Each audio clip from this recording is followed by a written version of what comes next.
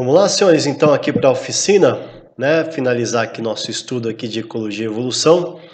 Então no exercício 1, as fêmeas de algumas espécies de aranhas, escorpiões e outros invertebrados predam os machos após a cópula, né? Como exemplo, fêmeas canibais do inseto conhecido como louva-a-Deus possuem até 63% da sua dieta composta por machos parceiros. Para as fêmeas, o canibalismo sexual pode assegurar a obtenção de nutrientes importantes, perfeito, para o processo de reprodução e gestação, né? Com esse incremento na dieta, elas geralmente produzem maior quantidade de ovos. Apesar de ser um comportamento aparentemente desvantajoso para o macho, o canibalismo sexual evoluiu nesses táxons por quê? Mostrada a evolução para nós é sinônimo de seleção natural. Então, se há tal comportamento, ele é fruto de um processo evolutivo, ele é vantajoso. Aparentemente, para o macho não é, mas na verdade o é, porque na verdade o macho ele já se reproduziu com a fêmea, já inseminou a fêmea e os seus genes lá estão. Por mais que ele morra, né, e sirva de alimento para a fêmea, ele já passou, já garantiu a passagem dos seus genes para frente, né? Então é um comportamento que para as fêmeas é vantajoso, porque ela obtém mais nutriente, e para o macho, que é aparentemente desvantajoso, é interessante também, porque ele já cumpriu o seu papel biológico de reproduzir-se, de passar os seus genes à frente, né? Então o canibalismo sexual evoluiu, por quê? Porque favoreceu o sucesso reprodutivo de ambos os parentais, né? Para os dois parentais aumenta o sucesso reprodutivo. A fêmea é mais capaz de colocar ovos e o macho conseguiu sua reprodução também, né? Tudo na biologia, nada se estuda na biologia se não for sob a luz da evolução, né? Bioindicador e indicador biológico é uma espécie ou grupo de espécies que reflete o estado biótico ou abiótico de um meio ambiente, né? O impacto produzido sobre um habitat, comunidade ou ecossistema, entre outras funções. A posição trófica do organismo, bioindicador, né, que indica então a qualidade do ambiente, é uma das características mais relevantes quanto ao seu grau de importância para essa função. Quanto mais baixo o nível trófico do organismo, maior a sua utilidade, pois pressupõe-se que toda a cadeia trófica é contaminada a partir dele. O grupo de organismos mais adequado para essa condição, do ponto de vista de sua posição, moçada, você está dizendo que quanto mais baixa a posição, melhor? Não existe uma posição menor, né? Menor no sentido de começo de cadeia, que o produtor, que são as algas, né?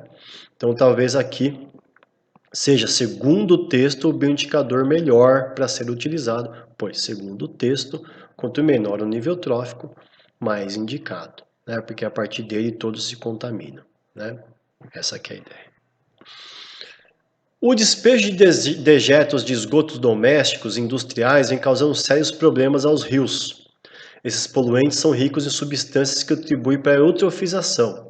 Então, o exercício de eutrofização, que é o enriquecimento de águas por nutrientes e que provoca, como eu falei para vocês, todo aquele processo envolvendo, né, bactérias e, por fim, escassez de oxigênio. Uma maneira de evitar a diminuição da concentração de oxigênio no ambiente é, bom, para que esse processo não ocorra e não tenha decomposição aeróbia, você tem que evitar, né, o lançamento de esgotos, de nutrientes em água, porque é esse início que oferece o ambiente para ter a decomposição aeróbia e consumo de oxigênio, né? Então, talvez uma maneira de você evitar essa diminuição é retirar do esgoto os materiais ricos em nutrientes para diminuir a sua concentração nos rios, né? Então, é tratar o esgoto, né? Para diminuir a carga desse esgoto, né? Então, se houver decomposição, não vai ser tão grande, né? O esgoto bruto, vamos colocar assim, tem muita matéria orgânica, vai ter muita decomposição aeróbia, muito consumo de oxigênio e escassez deste, tá bom? Então, é a B de bola.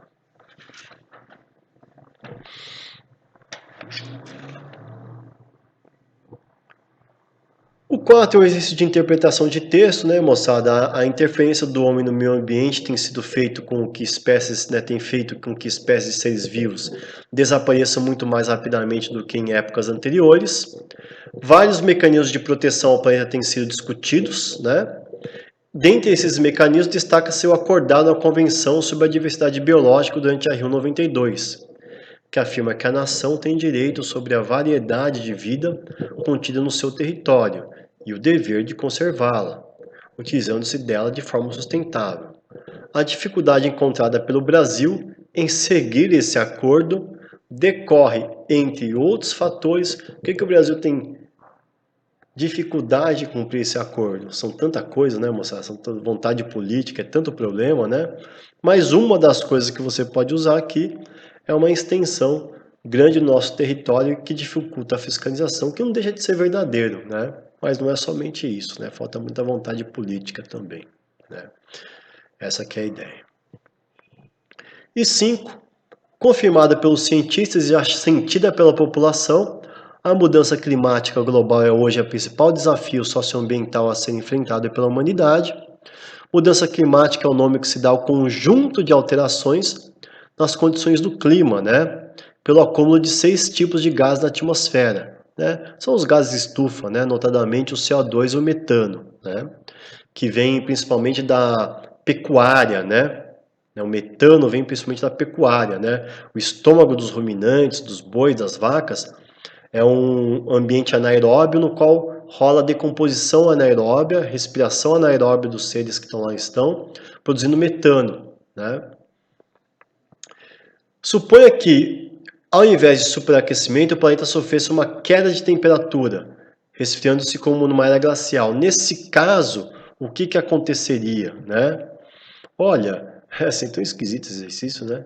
Bom, se for o contrário do que a gente está esperando, né? Se o aquecimento vai levar ao degelo, se voltasse uma era glacial, as geleiras aumentariam, acarretando alterações no relevo do continente no nível do mar. É meio bobinho esse exercício, né?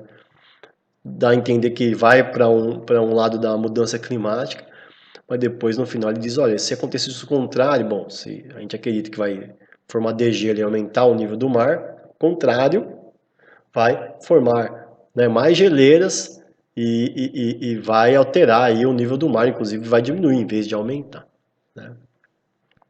Meus queridos, é isso aí. Espero que a próxima aula talvez a gente possa se ver ao vivo aí, né, que vai ser as aulas referentes à FUVEST, né, revisão FUVEST. E é isso aí, espero que vocês tenham gostado do curso. Muito obrigado. Uma excelente semana para vocês aí, tá bom, de estudos. Grande abraço, meus caros. Grande abraço.